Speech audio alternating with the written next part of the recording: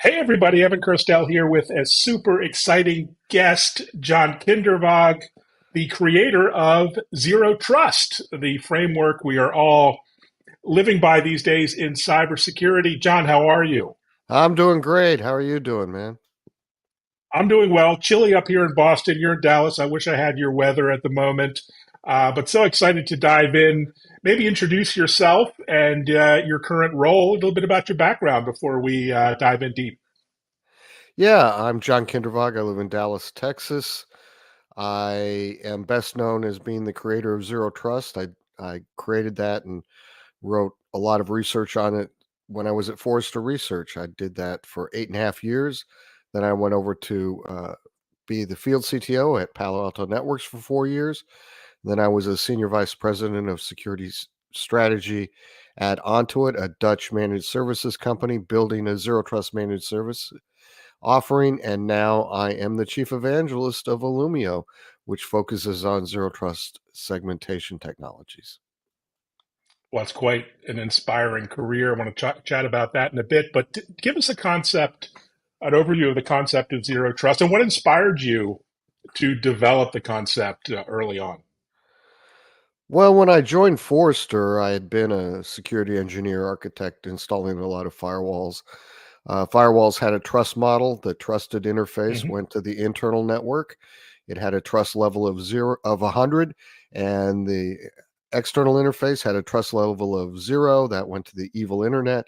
And you didn't have to have a policy written to go from the internal network to the external network because you were moving from a trusted side to an untrusted. And I said that was silly. All interfaces should have the same trust level, which should be 0. Trust is a silly human emotion that's been injected into digital systems for no reason.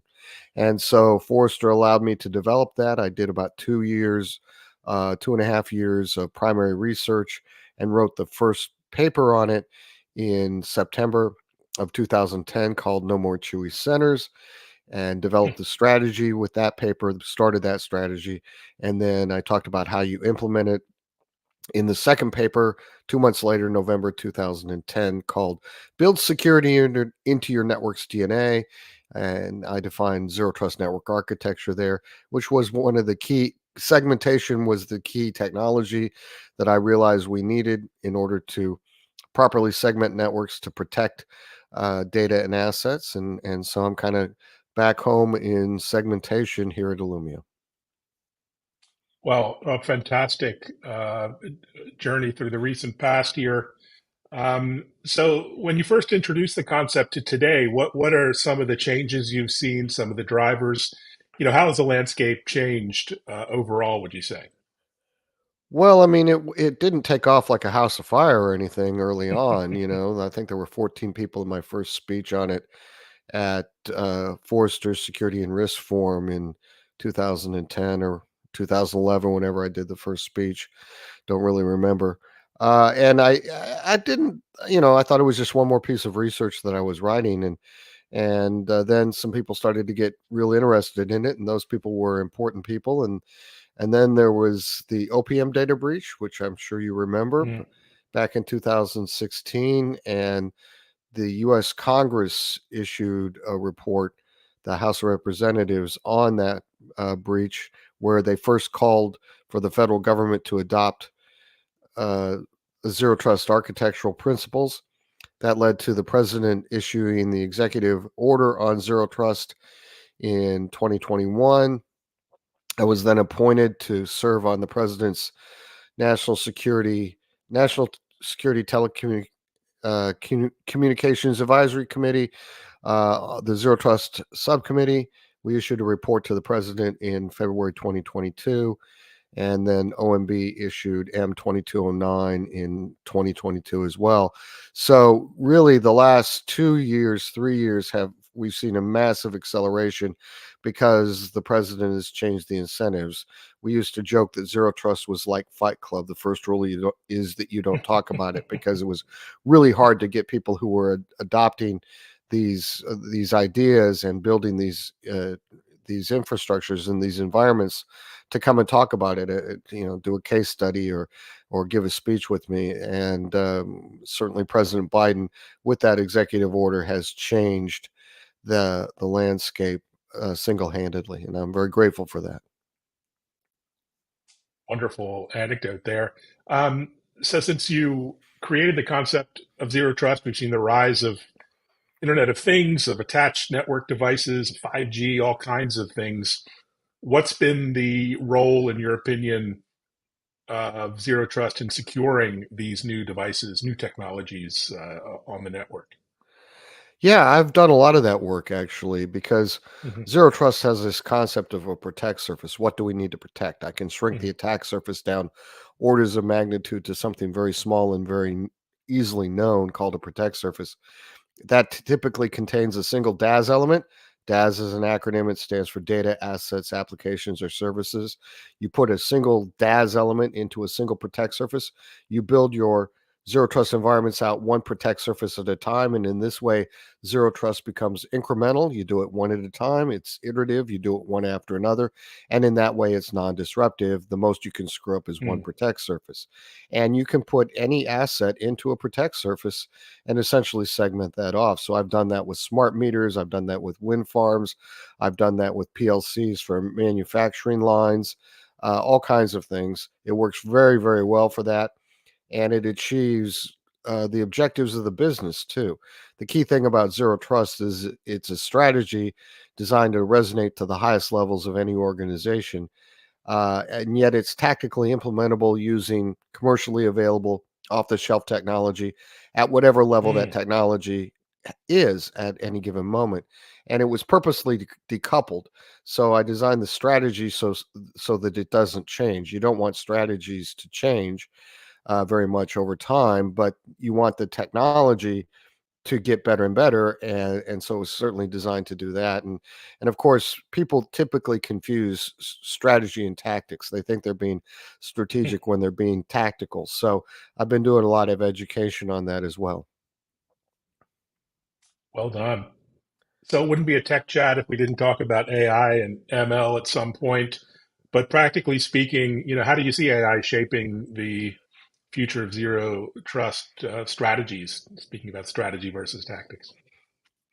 Well, I think zero trust is a huge tool for us in cybersecurity. I know a lot of people are worried about the attackers being able to build these new attacks, but in zero trust, we tend not to care about the attacks because we don't have policies in place that allow things we don't know about to access a protect surface. So Mm. it's very unique in that perspective. I worked in managed services for the last 2.5 years, and we just didn't care what the new threats were because there was no policy in place that allowed an unknown resource with an unknown piece of software to get access to a particular protect surface. That policy doesn't have to uh, it doesn't exist. And so I have a saying: all bad things happen inside of an allow rule. So if there's a cybersecurity incident, there's a rule in place somewhere, a policy in place that allowed it to happen.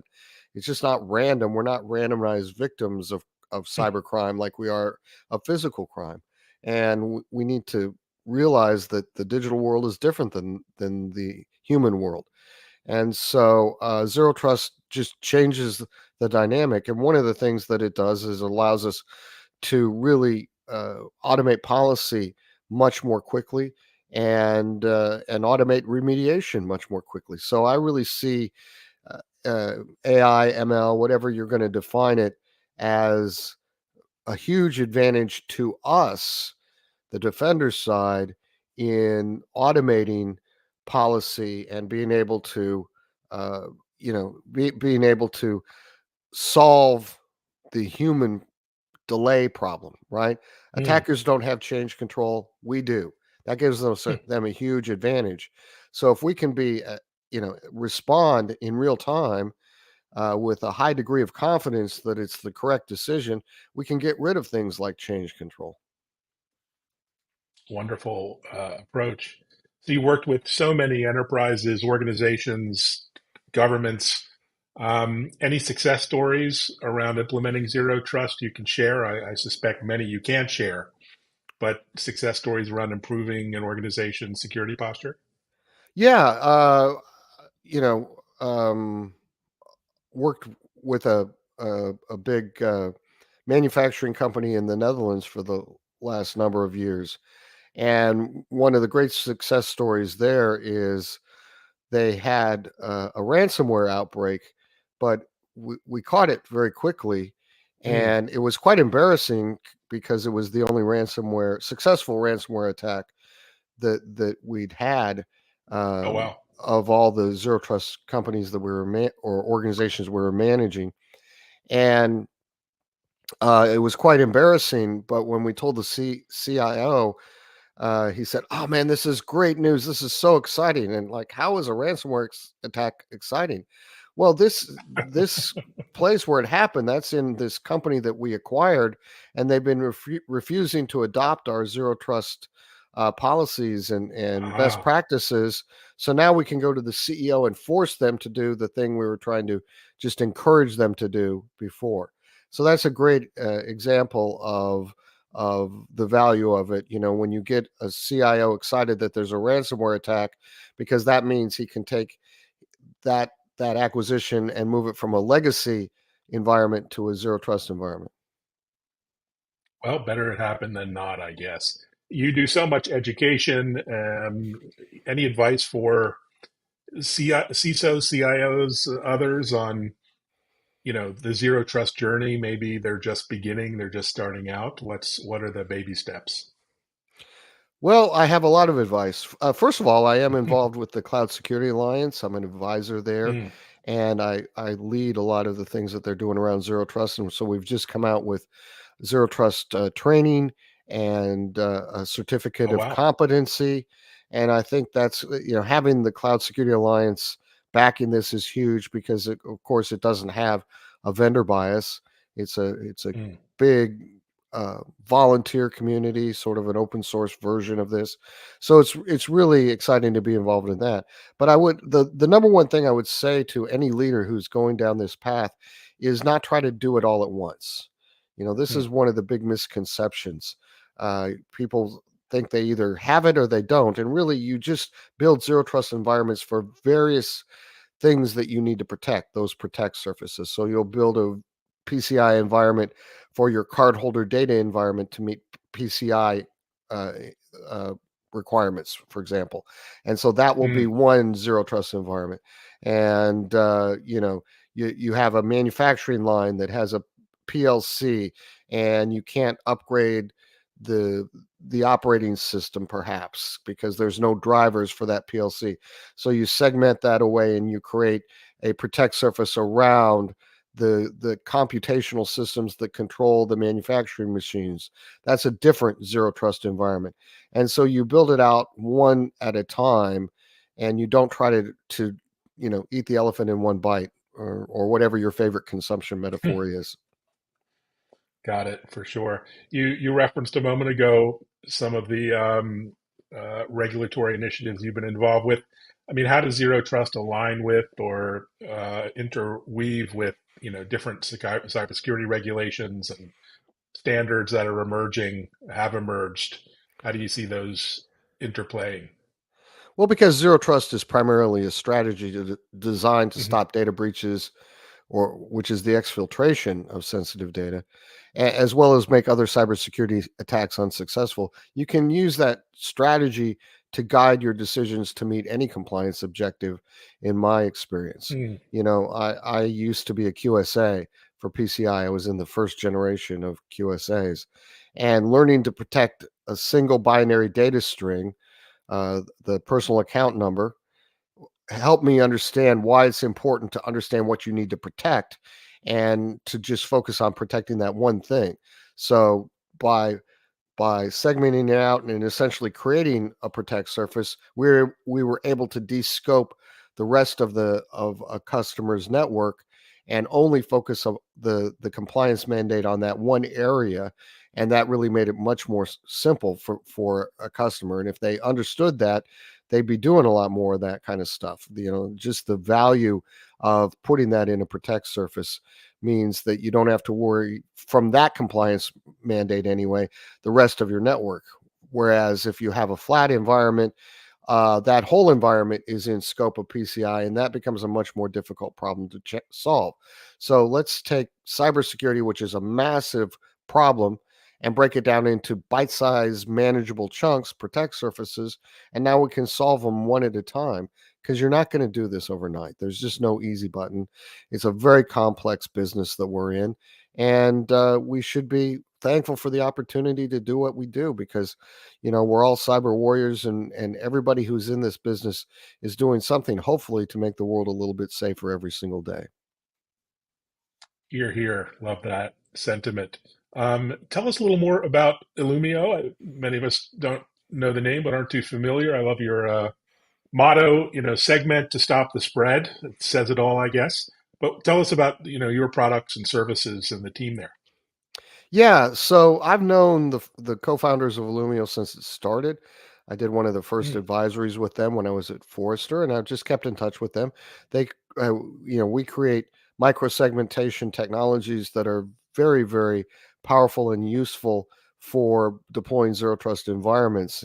And when I was looking for what is my next challenge, because I'm always looking at the things that I can do to advance zero trust adoption, right? We're done. At least I'm done talking about what zero trust is. We've got the NSTAC report from the president that we delivered to the president, so we can say that's what zero trust is. Let's just start doing it. And as one friend of mine said, we argue for longer about zero trust than it took us to deploy our first zero trust environment. So we need to find ways to make it simpler to consume this. And so Illumio makes it easy to deploy microsegmentation technologies on premise, on standard servers, virtual mm, servers, on endpoints, and then across multi cloud environments as well. And then it has the same policy construct where you create labels or tags, and that generates the policy underneath it, so you can use human readable language to create policy. So when the opportunity came up to join them, I thought it was at the right level of maturity and the right opportunity in the life cycle of zero trust to come here and go back to the beginning, November 2010, when I said all modern networks must be segmented by default. It's such an important thing. Flat networks, if you have a flat environment, you may pay the bills, but the attackers own that. And it's because of flat networks that we have the concept of dwell time. We have the controls in the wrong place. We give the attackers great places to hide, and we just don't mm. have enough visibility. So I'm trying to solve those problems by coming to Illumio. A wonderful mission. You mentioned the Cloud Security Alliance a moment ago. Any other collaborations or partnership meetups or groups that you belong to that we should check out, either within your team or beyond? Well, of course, I try to collaborate as much as possible with folks. ISC squared. I've done events Mm, there. ISACA, great. um, ATARC, which is kind of government focused. I give a lot of speeches for them. I've been doing stuff with the demo forum, which is an online way to look at demos, and of course I've been collaborating with other of the thought leaders in zero trust. George Finney, who wrote the book Project Zero Trust, that Mm. started on my couch, right out there, right. So he sat on my couch and we talked about it, and he said he wanted to write a novel, and I didn't want it to all be about me. I wanted it to be about zero trust and have a cool way to tell the story. Work a lot with Doctor Zero Trust, Chase Cunningham, and then we Mm, also have, as part of that same group, we call him General Zero Trust. That's Greg Toohill, the former or the first CISO of the federal government, retired Air Force general and head of CERT, and so we all collaborate and talk a lot, and think about what we can do to make the world a little bit better every single day. wonderful. And you're very active on social media, which is how you got my attention, which I would encourage. You can put all the politics and nonsense aside, and there's still a great community out there on many platforms, including X and Twitter, LinkedIn and Reddit and other places. So, even if you're not into the nonsense that happens there. Um, You must get this all the time about what's the future of cybersecurity. 5 years. Do you have anything you can share that far out? Get the crystal ball out. What do you say? Well, we'll all still have a job. That'll be, I can say that with certainty. Things are going to get more contentious because people are realizing that you can fight a cyber war and not have the same level of consequences. You can't launch a missile at a private business and not Mm, get really retaliated, but you can launch a digital missile, right? mm, A cyber attack, and a lot of times it's very effective, and there's not very many consequences for the attackers. It's hard to prosecute them. A lot of them are state sponsored, so there's not much you can do other than say, please don't do that anymore. So that's why everybody has to become an active defender, an active cyber warrior. There's only three adversarial businesses in the world. There's the military, there's law enforcement, and cybersecurity. We're an adversarial business. So if you're in cybersecurity in any way, shape, or form, I consider you a cyber warrior. And it's a war that needs to be fought because by fighting this war, there's some real benefits to it. It means that a lot of things that normally would go kinetic, which is where real bullets and guns happen, like we're seeing in other parts of the world, they can exist on this digital plane, and people, there's damage, or I guess disruption, consequences in terms of financial loss, but in general, people don't get killed in a ransomware attack, right? And so I think that's uh, if a little bit of a silver lining if you think about that I'd much rather have somebody attacking us digitally than kinetically. well said. Um, any advice to the up and coming generation of analysts and practitioners in security, career advice, personal advice, how to stay ahead of the curve, that sort of thing? Yeah, I mean, I think one of the things as we get a new generation in, and they're digital natives and understand this technology, don't forget about the past. Don't forget about the lessons we've already learned. Whoever said that to Tocqueville or Santayana, I don't, I hear it from different people, but the people who forget the past are doomed to repeat it. Mm, And we're seeing that a lot in cybersecurity, and some of the basics aren't being taught in schools and things anymore. So we don't have a lot of people who understand how networks work, how packets work, how flows work, what the OSI mm. model is. Some of the basics I think we need to focus on. So if you want to be in this business, don't just look at it as cybersecurity. It's the whole way in which an electron or photon moves across a network to accomplish a particular goal, because that's really what it is. Zeros and ones is represented by electrons and photons. Very simple, but we can do amazing things with those electrons and photons. But understand how they work, how they flow, and how they interact with other systems. So sometimes we get too focused on network security or workload security or the cloud or applications or whatever. And all of these things are interrelated as a system for the purpose of achieving something else. They don't exist for their own existence sake. Oh, I totally get it. Love the advice. Back to the basics. So we're heading into the holidays. I assume you're going to get some downtime and anything you're looking forward to of the upcoming weeks. Any trips in the new year you have already planned? I have a lot of trips in the new year already planned. Of course, we have our big event called Onwards that we're going to do in Mm, February at our headquarters in Sunnyvale, California in February. So I'm looking forward to that. Um, nice. March, I'll be going to places like New York, Zurich, I think Sydney, Singapore, probably Tokyo.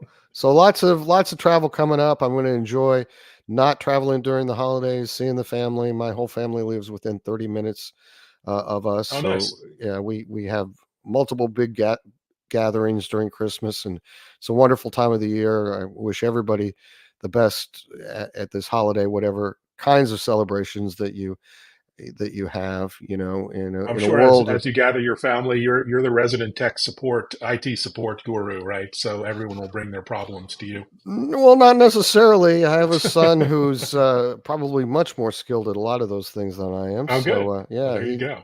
That's the he does goal. cybersecurity for a big international company, All right. Well done. and uh, and my everybody is so much more um, able to deal with this stuff, in the new in my children's generation, and those people beyond that. It's just intuitive for that versus previous generations really struggled. Uh, can I tell one funny story? It's kind of a cute Oh, story. please. Yeah. Yeah. Before my mother-in-law passed, she came over to the house. She wanted to be on Facebook so she could look at pictures of her grandkids, right? Which is kind of what Facebook is for, if you ask me. That's the only value of it. But so I was trying to teach her how to use the mouse, and it kept falling off the desk. You know that, right? You're Right. not used Right. to picking it up, and it just kept falling off, falling off, falling off. And I'm trying to explain to her, well, you pick it up and you just move. And she couldn't really understand it, and she finally pushed herself away from the computer, and she went, "Oh, I so wish I would have died before I had to learn to use the computer." Oh, And jeez. it was such an interesting moment to see how, the struggle of a generation coming into the next generation's thing is really something pretty interesting, and we see that in the opposite way. You see those things on Instagram or whatever, somebody trying to teach a young kid, here's how to dial a dial phone, right? Or I Oh, used to those are classic. use Yeah.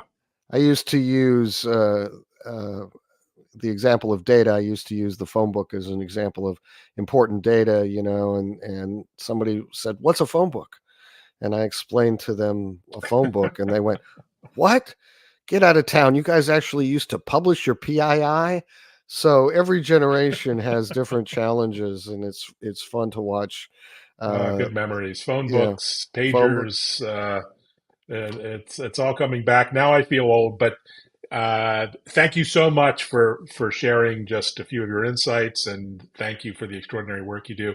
And thanks for everyone for watching. Reach out to John. He's prolific on social and is quite engaged and active there. Have a great holiday. Thanks so Thank much. you.